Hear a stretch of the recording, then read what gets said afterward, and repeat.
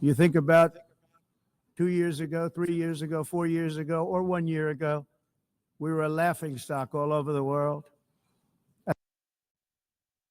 Uh, a lot of people they are laughing at United States of America. A lot of country, yes, there's certain country that they approve the way America is running his country, but there's a lot of people they are laughing at you know the United States of America, especially when it comes to immigration. Let's go, Donald Trump. Show them why you go, At sir. the NATO summit in June, virtually all NATO members formally committed to increase defense spending at my request from 2% to 5% of GDP, making our alliance far stronger and more powerful than it was ever before.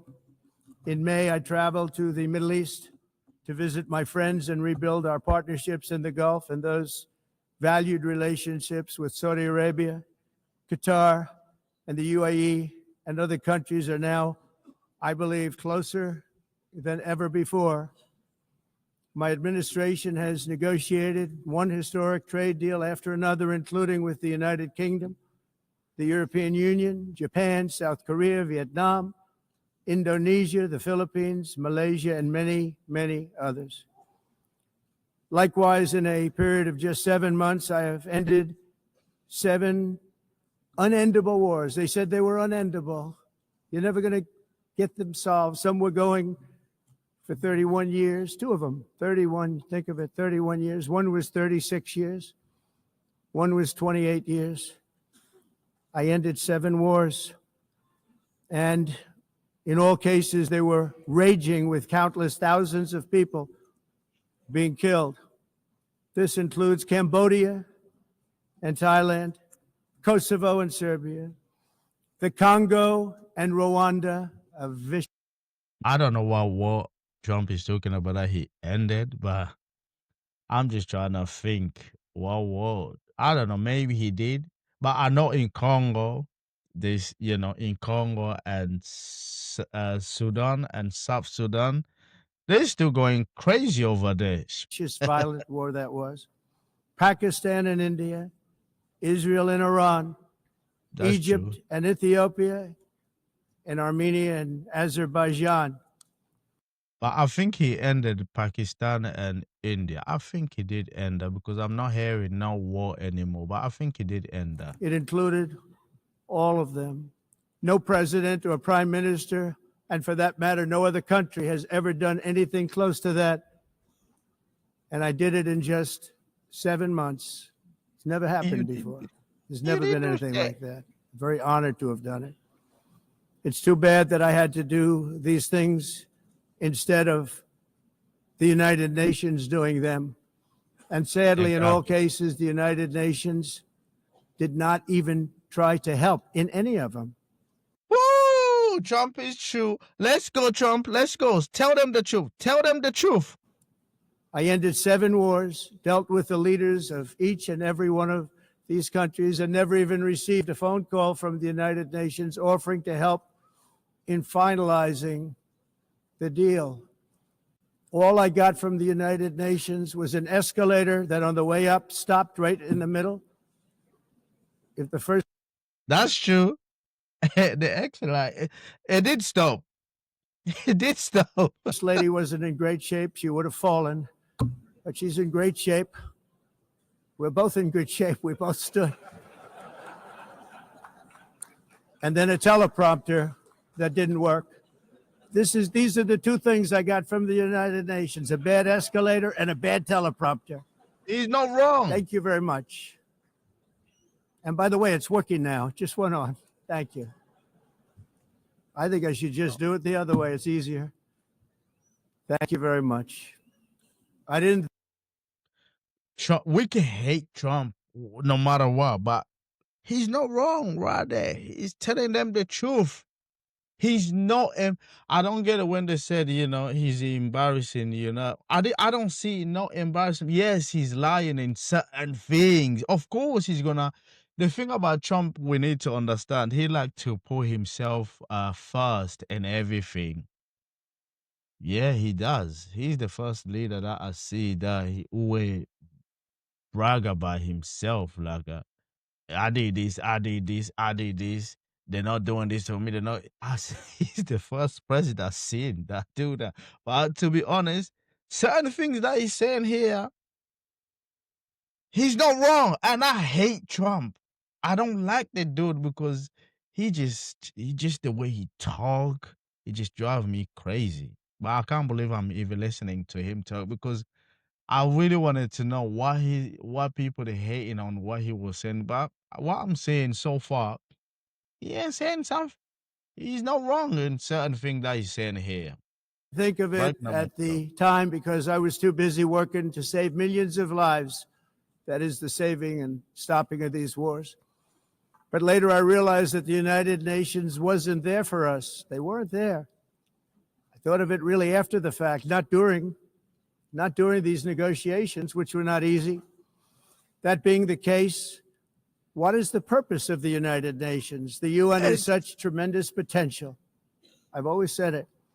It has such tremendous, tremendous potential, but it's not even coming close to living up to that potential. For the most part, at least for now, all they seem to do is write a really strongly worded letter and then never follow that letter up.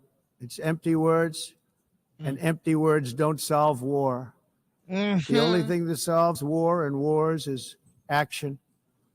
Now, after ending all of these wars and also earlier negotiating the Abraham Accords, which is a very big thing for which our country received no credit, never receives credit. Everyone says that I should get the Nobel Peace Prize for each one of these achievements. But everything Trump just said about United Nations, they are garbage and corrupt. Wait, yeah, I forgot. Trump is corrupt as well, but that's true. He is corrupt. He always been corrupt. But he's saying that he's telling them the truth in their face.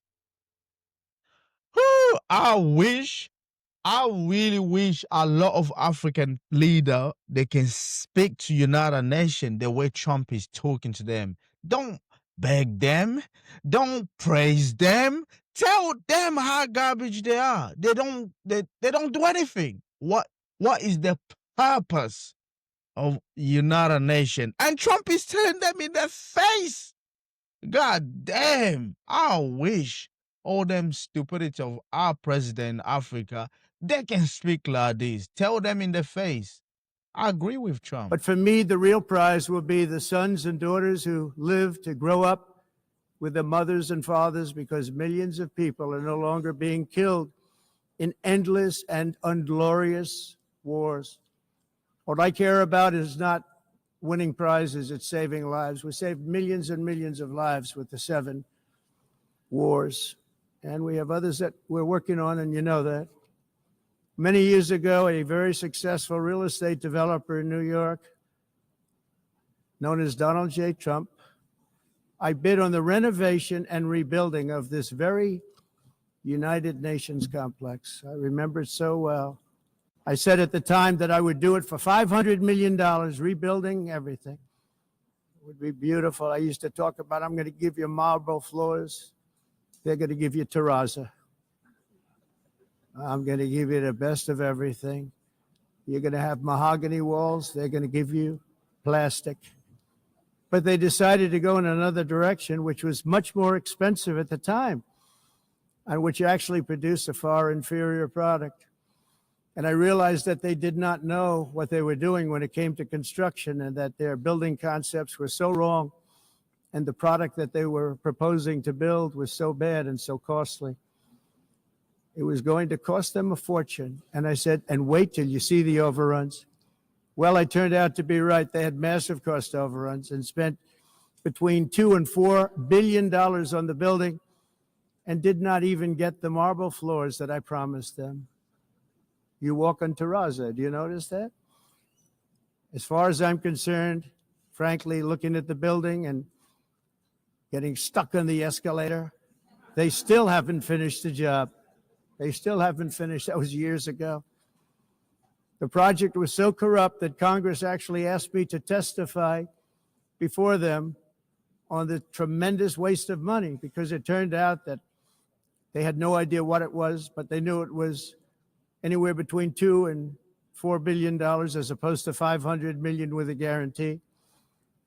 But they had no idea, and I said it cost much more than $5 billion. Unfortunately, many things in the United Nations are happening just like that, but on an even much bigger scale, much, much bigger. Very sad to see. Whether No, the sir. UN can manage to play a productive role, I've come here today to offer the hand of American leadership and friendship to any nation in this assembly that is willing to join us in forging a safer, more prosperous world. And it's a world that we'll be much happier with. A dramatically better future is within our reach. But to get there, we must reject the failed approaches of the past and work together to confront some of the greatest threats in history. There is no more serious danger to our planet today than the most powerful and destructive weapons ever devised by man, of which the United States, as you know, has many. Just as I did in my first term, I've made containing these threats a top priority, starting with the nation of Iran. My position is very simple. The world's #1 sponsor of terror can never be allowed to possess the most dangerous weapon. That's why shortly after taking office, I sent the so-called Supreme Leader a letter making a generous offer. I extended a pledge of full cooperation in exchange for a suspension of Iran's nuclear program. But this is my problem. Why you're against, Iran? I can see Islam Republic of Islam Republic of Iran.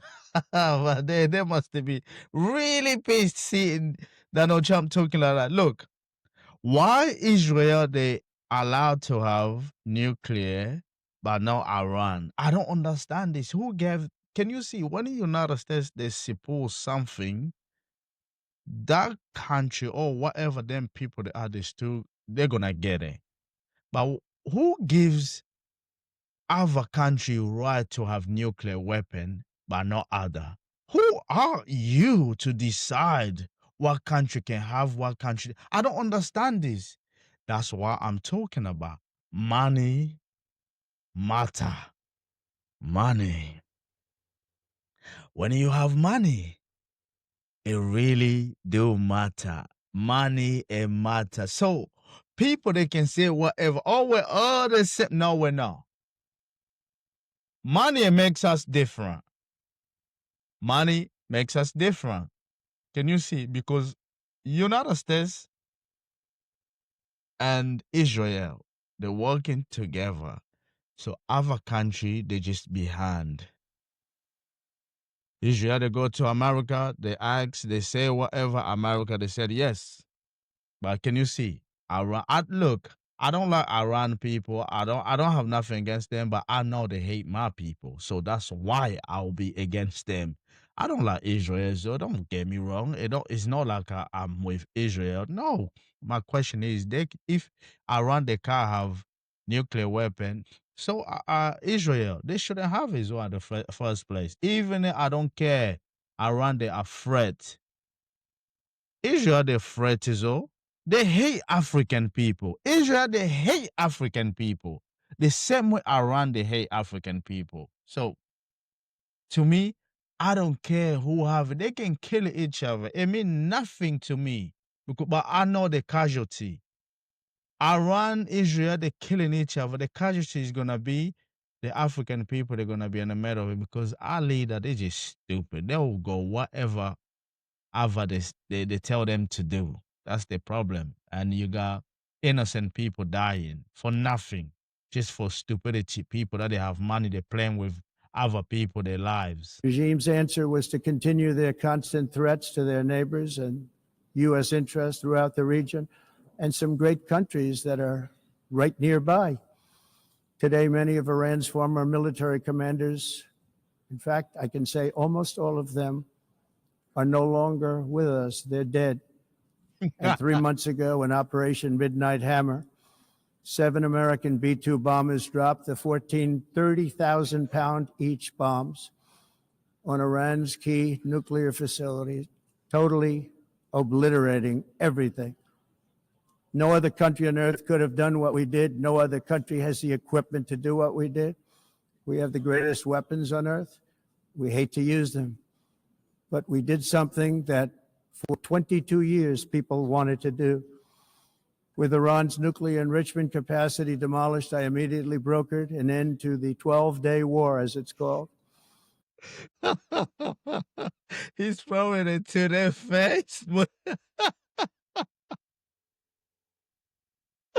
Oh my gosh, they must have hated him, boy. Damn.